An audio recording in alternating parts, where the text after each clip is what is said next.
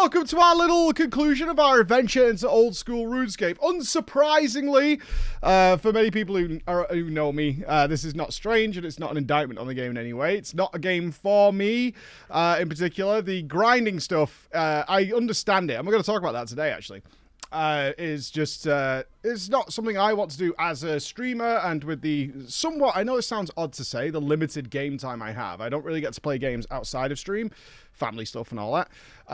So I want something a little, I'd lean more like action-packed, if possible, you know, a little bit more investment in my attention is what I'm looking for with RuneScape, with games in general. So with RuneScape, it was just a good, I think 15, 16 hours of investigation and curiosity and digging into what the appeal is, which I absolutely get. I totally get it. And then we had a bit of a Q&A after I was done with a lot of the questions that I had about the game.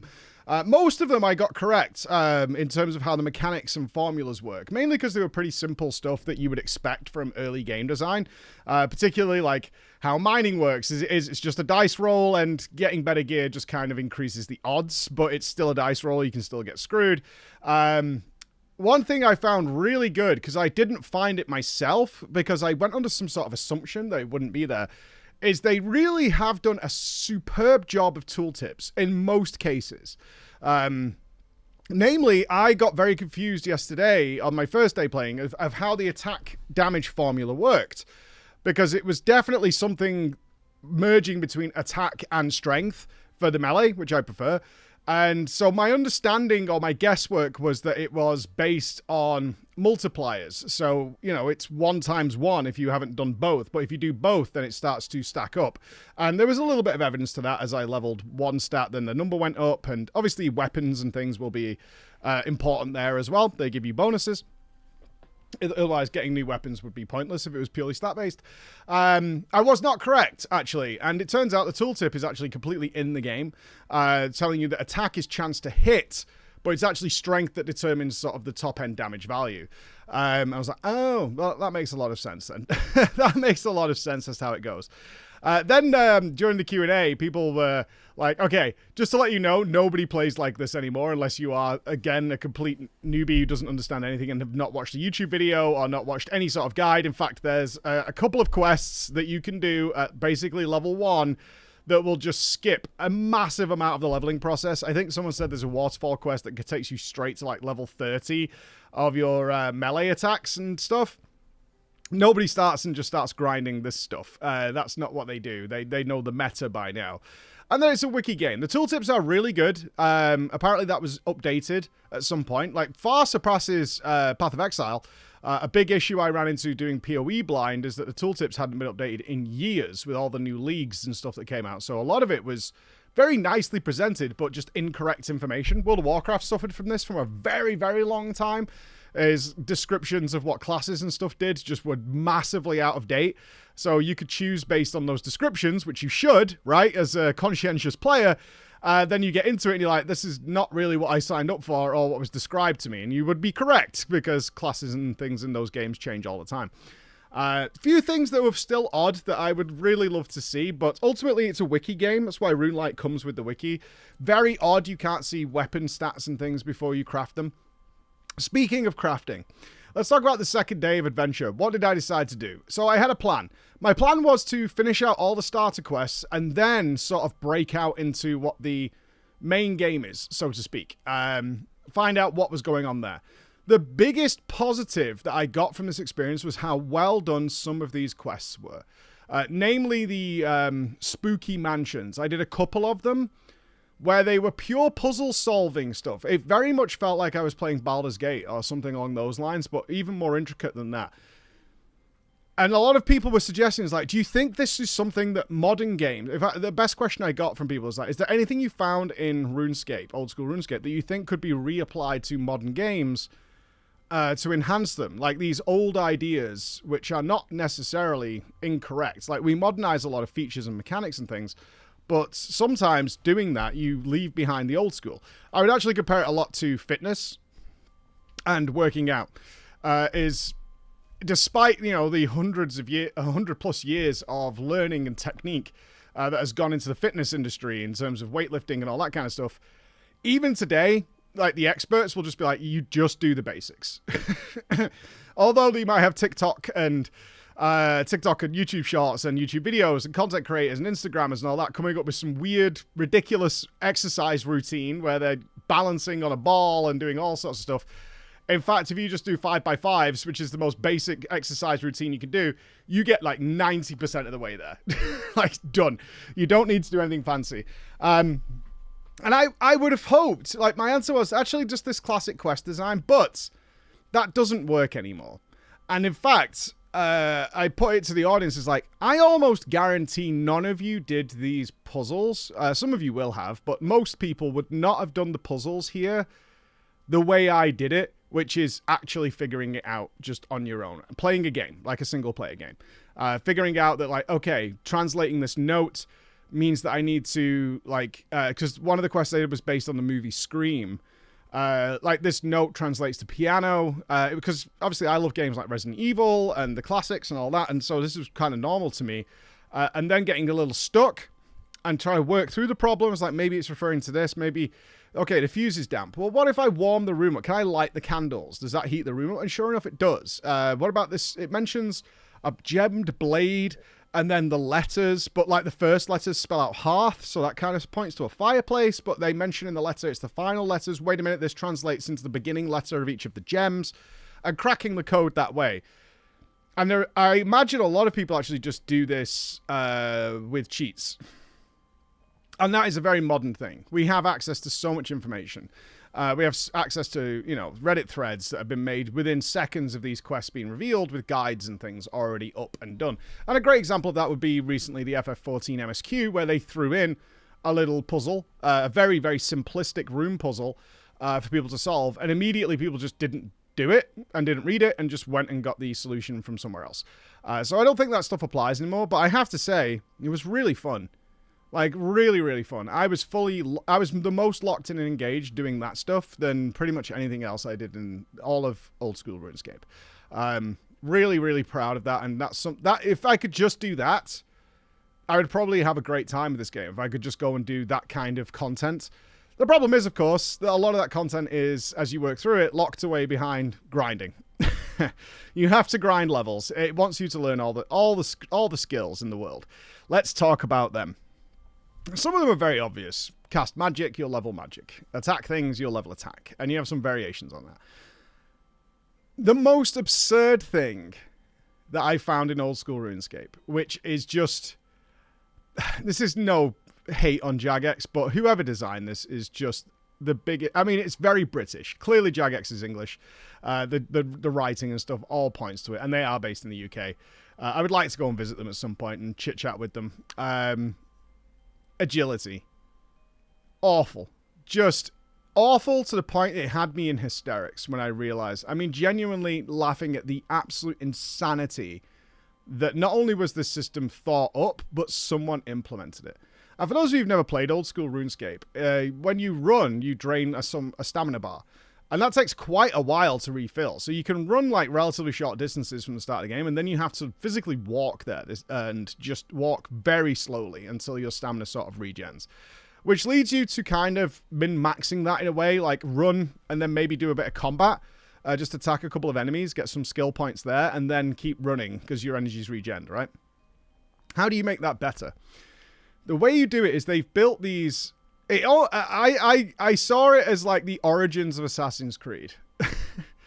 There are agility courses located throughout the game where you will watch this animation of your character like climb a building, go across a tightrope to another roof, and then to another roof, and then climb down, and you get a level. And you just go round and round and round. And that's it. And I was utterly... maddeningly laughing and cackling to myself at how just obnoxious this is. Just the most obnoxious, tedious, awful grind that people like, yep, we've done thousands of laps of these things just to get your agility up, just to level that skill. And it's just absurd. Absolutely absurd that even that I admire the commitment to the old school. Same as classic WoW. I want it as I knew it. It's comfortable. I understand it. I spent years there, but during my gaming heyday, maybe. And this is what I love. But god damn, that's awful. And as someone said, they did buff the XP at some point a little bit, but Jesus Christ. The entire thought... I mean, this is when I knew it was over for me, despite whatever else came in the game. The even remote possibility of me spending my time doing this when I just could just be playing something else. Absolutely was like, nope. Absolutely not. I could almost see myself playing another game, which I imagine some people do with old school RuneScape, tabbing back in, clicking it, tabbing back out, and then tabbing back in and clicking it, or having it on the other screen while I'm doing something else, because it's the only real way you could get through that. Like staring at my screen and doing it, absolutely not. Under any circumstances. Just absurd. Just absolutely absurd. Crazy. Crazy that existed. And it still exists to this day.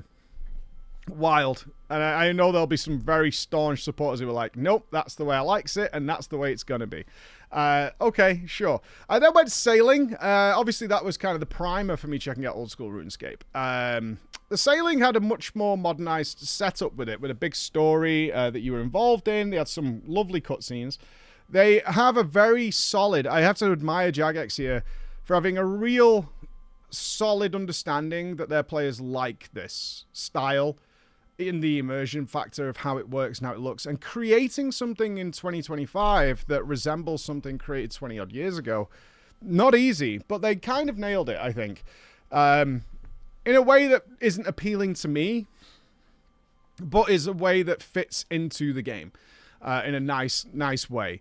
The idea of you get your boats, you get to customize them, you can have little bits of crew, they're mouthy, they talk to you, they do all that. But the actual gameplay, at least to get you started, is pick up a crate from here, sail down here, deliver crate, get level, pick up another crate, sail back. And you're going to do that for the first sort of 10 levels.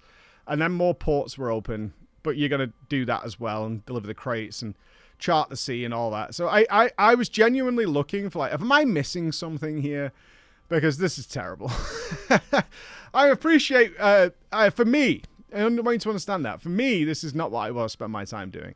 But I was like, this is very repetitive. But that fits what this game is. That fits, and that's why I'm smiling. So I'm like, good job.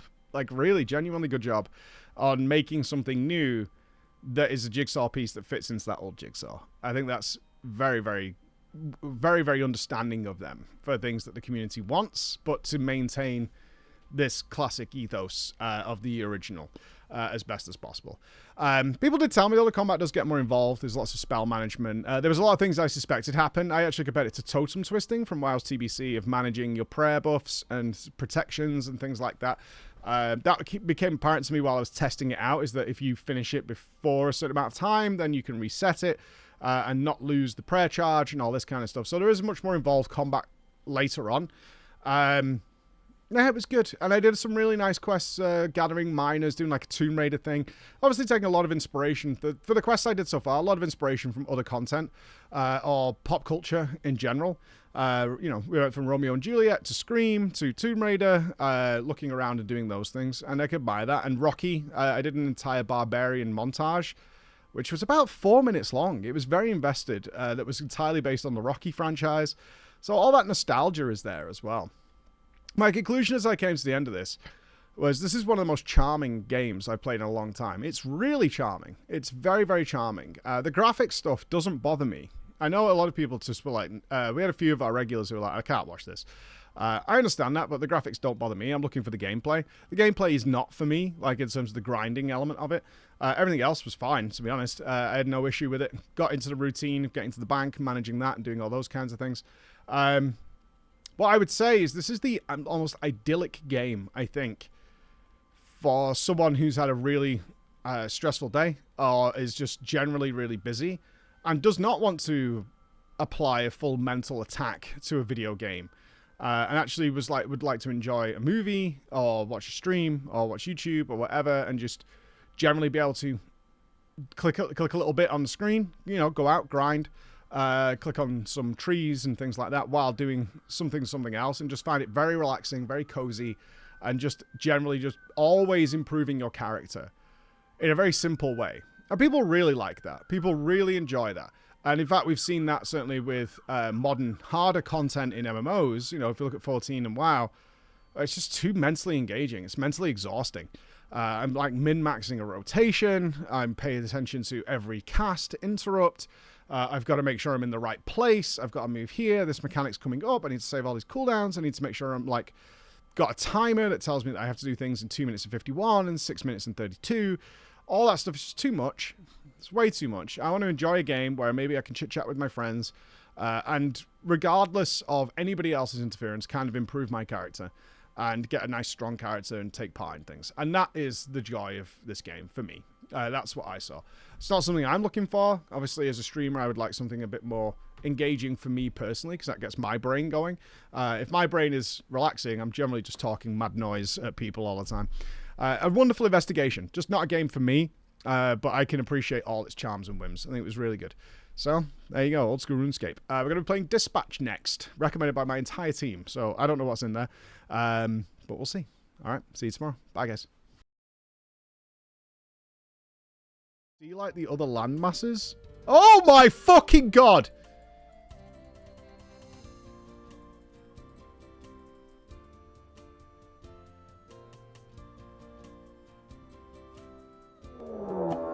What the fuck?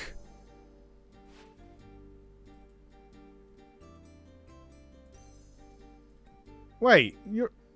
Is that Jagex? You fucking troll. Scared the shit out of me. You scared me to death.